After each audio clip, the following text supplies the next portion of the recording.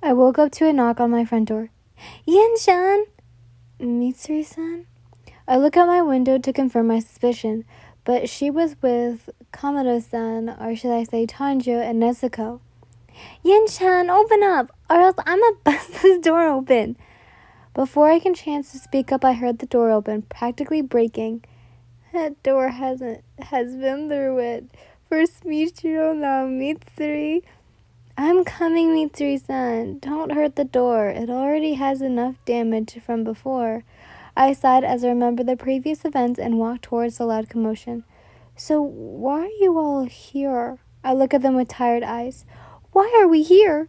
Why are we here? Yen-chan, you've been in here for hours. Well, according to Togeto-kun, that is. She put her finger on her chin. Mitsuri-san is always so cute. I was already used to Mitsuri's outbursts of emotion, so I wasn't too fazed about the yelling. We were worried, Yin. Tanjiro peeked his head into the doorframe view and had a nice look on his face. I'm fine, guys. Really, I just needed a nap. I tried to reassure them, but they all came up and hugged me, including his demon sister Nezuko. Wait, isn't it daylight? Okay, never mind. I see you guys invited yourself in. That's all right. They all let go of me and sat in a circle. Did you receive the news, Yin? Tanjiro commented. Mitsuri smacked his head, knowing that it is probably a sensitive topic. Unfortunately, yes. Oh, Tanjiro, did you happen to hear his last words, knowing what you fought alongside him? He gave me a soft smile and nodded. Set your heart ablaze. I gasped at the words he told me and covered my mouth, but then I smiled, knowing that Rengoku-san's words were always heartfelt. You know, I remember he caught me copying Mitsuri-san under eye mole because I thought it'd make me look pretty as her. I laughed at the memory and turned my head in embarrassment. Yin-chan, what? I never knew that. Mitsuri cups my face. You're already really pretty. My eyes wide and I laugh at her motives. Before I could say anything, I heard a loud pang on my window behind Tanjiro. I looked over at it to see the stupid bird trying to get in. I shake my head and sigh. Stupid ass bird, always ruining the moment. I heard giggles coming across from the room, and I accidentally glared at them. Where's my katana? I'm about to catch us some dinner. Yeah, no! Tanjiro took the katana away from my hand and threw it across the room. If my katana is broken, it's on him. I'm going to get you one day, Atlas, if you keep getting on my nerves. The crow snickered and flew in my face before going out the door. I'll let that slide, I said, glaring daggers at him. Yin-chan. As I heard the familiar voice, I turned around to face my front door and saw the same guy with the striped torii. Oh, hi, Obanai-san. I gestured to him to sit down with us, but I switched places with Mitsuri, so they could sit together. They need to get to know each other. Wink, wink. So, how was Yin? Oh my goodness. Who is it at this time? A forehead vein almost popped out. I turned around to see my brother standing in the doorway. Oh, Lee-san, come in.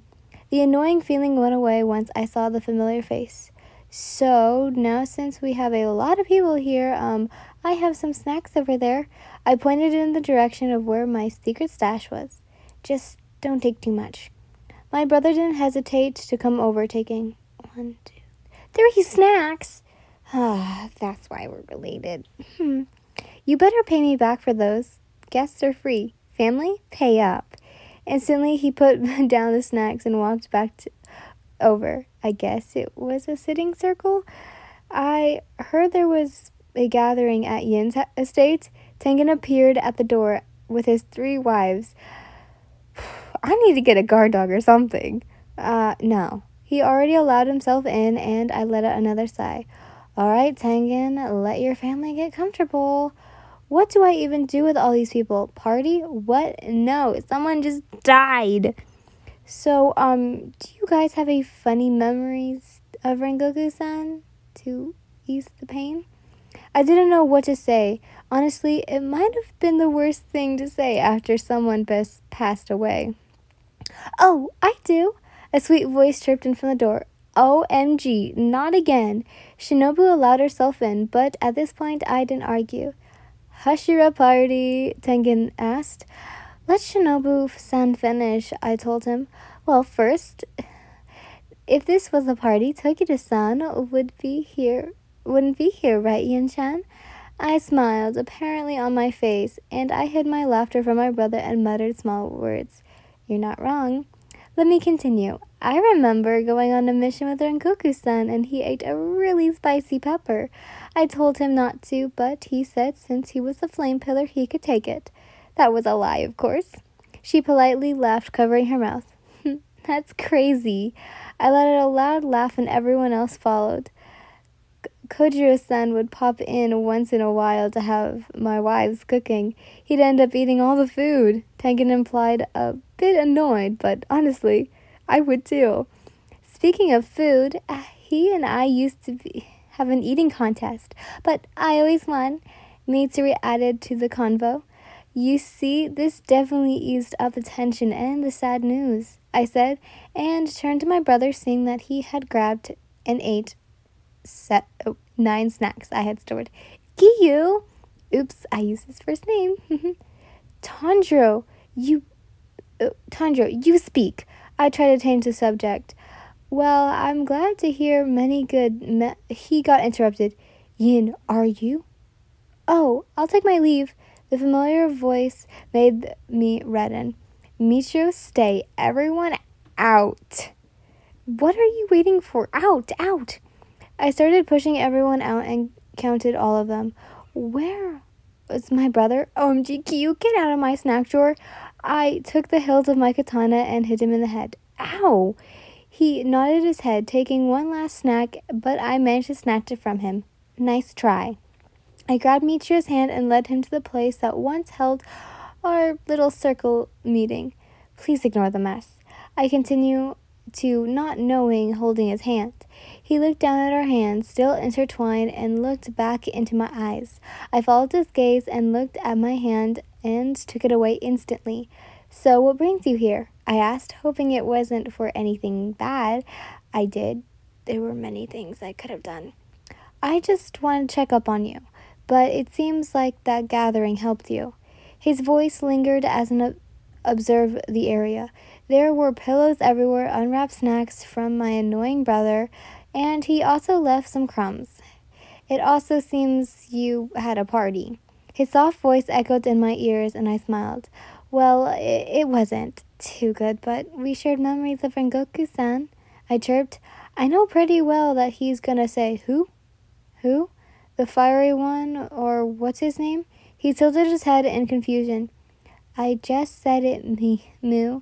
You know what? Never mind. He shrugged and turned around. I heard the sound Hashira, Tenzin, whatever, is looking for girls to help his mission. That's interesting. Okay, that seems like an odd request. Michiro nodded his head, agreeing with my statement.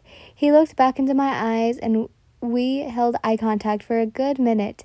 He tilted his head and let out a soft I wanted to mentally slap myself for not breaking the eye contact, so I just played with his hair. It wasn't anything out of the ordinary, because I would always play with it. You have such pretty hair, Michiro. I smiled and looked back into his eyes. It was like they were smiling at me as well, even though his facial expression didn't show it. Well, when I looked over to the corner of the window, I saw, how the fuck did I just notice that? I saw everyone who was in my house earlier peeping at us outside my window. I glanced at them and my hand was moving towards my katana. I'm not playing these damn games. They all got the memo because they had left. I sighed and looked back at Michiro, who seemed to be in the same position he was always in. Do you want to hang out later, Michiro? I abruptly said, causing him to shift his tone. I'd like that.